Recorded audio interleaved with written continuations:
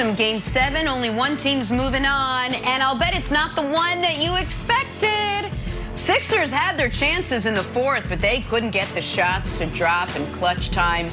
Joel Embiid, 31 and 11, but he turned that ball over 8 times. If only he could turn to the other superstar on the team for a little help. But alas, another dud from Ben Simmons. Here was Embiid on the turning point in that loss to the Hawks.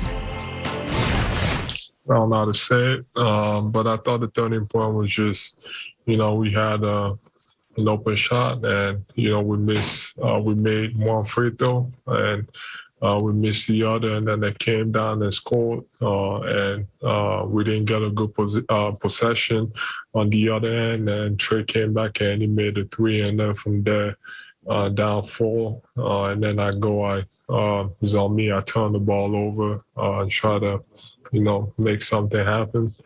But do you feel like there's something that is different in the postseason with what makes you perceived to be the player that you are different than in the regular season? No, I'm not gonna let you say that. We lost, it sucks. I am who I am. It is what it is. It's not easy to win. Doc, you think Ben Simmons can still be a point guard for a championship team like the one you guys want to become? Yeah, David, I don't know that question or the answer to that right now. So I don't know the answer to that.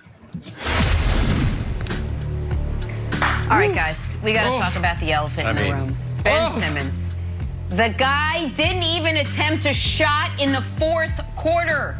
Look at this great graphic our guy Dusty put together. Of games 4, 5, 6, and 7, not one attempt. Not ideal for one of Philly's 2 superstars. All right, Nick, I got to ask you, what is the bigger deal? You had Trae Young's emergence or the Philadelphia 76ers exit? Listen, with respect to Trae, who, by the way, it should be stated, Trae, who for a large part of his career has been known as the guy a team traded for Luka Doncic, now makes a conference finals as the best guy on a team before Luka makes the second round. Now, that's not a referendum on the two of them, but this is a great moment for Trae, who in his first postseason is just averaging 29 and 10. But this is about Philly. Think about this. If I were to tell you, all right, here's the situation, Philadelphia. You're going to get the Hawks in round 2. You're going to have leads of 18 and 26 in games 4 and 5.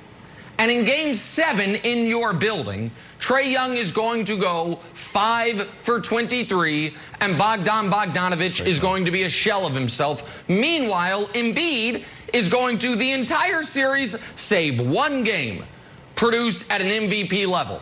How do you think that's going to work out? The answer would be, well, I'm not sure how we ended up in a game 7, but obviously we won that game 7. But you didn't.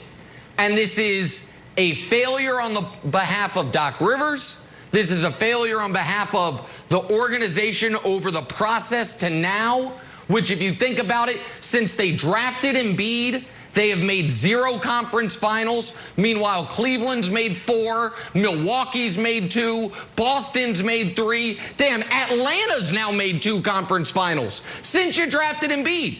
Forget since you last made a conference finals in 01. And of course, the focal point is going to be Ben.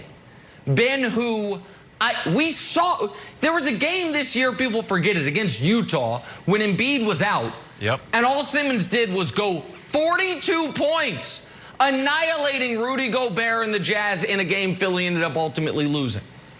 He has it in him, and for some reason, something has happened to him in postseasons, none more so than this one, where he became a shell of himself. 0 shot attempts in the fourth quarter, Brandon, of 4 consecutive games can flatly never happen. It doesn't happen to P.J. Tucker, who's out there to play defense and shoot corner threes. It can't happen to your max player at 24 years old who the ball in his hands the whole game. And so do I think Ben needs a fresh start? Yes. Do I think Ben can still be an excellent player in this league? I do. But do I think the Ben and Embiid pairing are going to work? No. We have too much evidence that it can't. That this team at this point can't get out of the second round when the playoffs fell perfectly for them. Perfectly, Brandon. Yeah, listen, I can't argue against you talking about the Sixers and picking the Sixers when it comes to this question. And you're right when it comes to Ben Simmons. I was one of those who stood up for him when Doc, actually came out and said, look, he's a terrific player. We know who he is. And I've been pounding that for a week and a half. But that layup, man, you got to take that. And it's clear after that play, it's clear, that something's going on and he's in his own head. But here's the deal. I feel like the right answer is Trae Young and the emerging Hawks. I feel like that's the answer because, go back to beginning of March, all right? You got Lloyd Pierce. Lloyd Pierce was fired, but he was there for 3 years, won 63 games, lost 120, all right? He was then fired. Nate McMillan, who played 12 years in the NBA at point guard, then took over. Since then, they're 35-15. I feel like we missed something throughout this season. I feel like we missed something even in the playoffs. In the playoffs, they're 8-4. So we're looking at, the Hawks are red hot, and, the Hawks are just playing out of their mind. I feel the Hawks are a really good team. So that is the answer. You got this young man who's just taking off and really becoming, one of the faces of the NBA. So when you look at this team and how they're built, to me, Wiles, the right answer is the Hawks. But it's easy to overlook it because we forget what happened in March and what began to happen in March when Nate McMillan took over.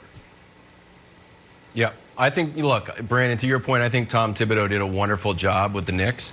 But if he wanted to pack up his Coach of the Year trophy and FedEx it to Nate McMillan, I think it would be a magnanimous gesture on his part. So it would be well done.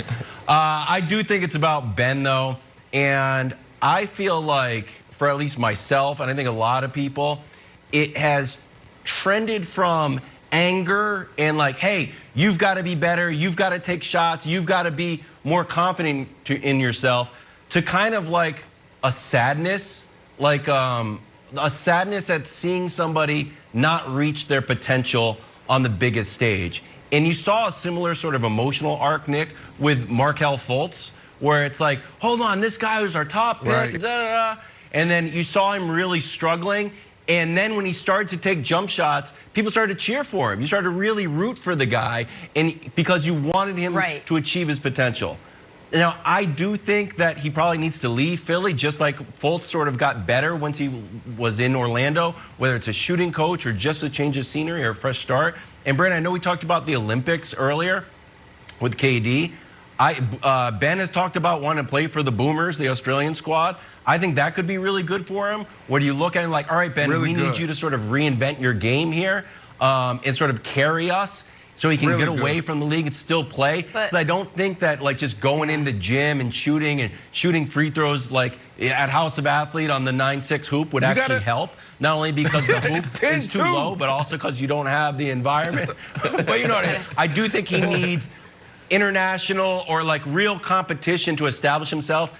And then I think they should trade him for C.J. McCollum. The Ringer wrote an article like, hey, C.J.'s the guy. Put Dame and Ben Simmons together. Dame can be the primary ball handler, or Simmons can be the primary ball handler, and Dame is the guy that they could work a little better. But I think you got to move him out of Philly, and I think he should play in the Olympics and reinvent his game. Right. Go ahead, Jenna.